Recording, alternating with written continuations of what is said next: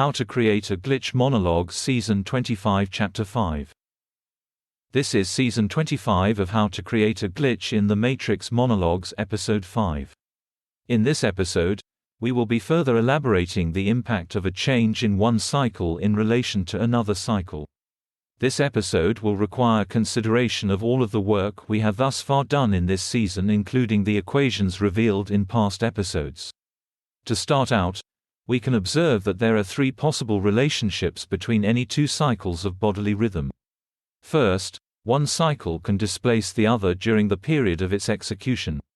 Second, one cycle can substitute for another, one execution instead of the other.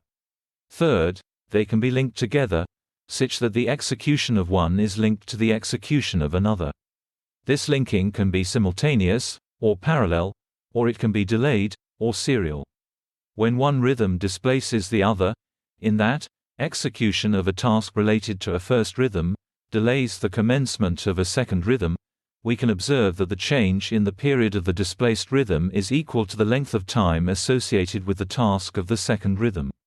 Given that we already know that the task time for the execution of a rhythm during period 2, over the period of rhythm 2, is equal to the task time for execution of the rhythm during period 1, over the period of rhythm 1, plus e, times 10 to the exponent negative x, as worked out in the last two episodes. This means that we can substitute the task time for rhythm b for the change in the period. This gives us e times 10 to the negative x is equal to the change in task time of rhythm a over the task time of rhythm b. Now for the substitution case, we know that the change in the period of rhythm b is equal to 2 times the period of rhythm b. Thus, we can substitute this into the equation given in the last two podcasts. This simplifies to e times 10 to the exponent negative x is equal to the change in task time for rhythm b over 2 times the period of rhythm b.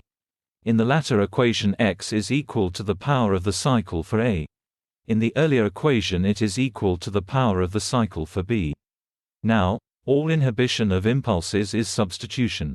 This tells us that whenever an impulse is inhibited, that is associated with the substitution of a for b as set out in the latter equation. A second point must be made.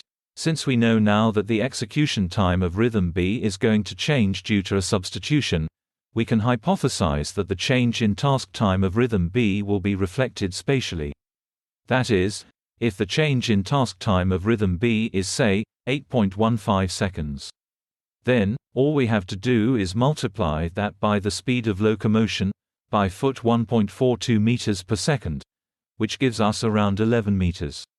That is to say, the substitution of a for b will manifest in a change in the distance of the object of release from your person by around 11 meters, at the most.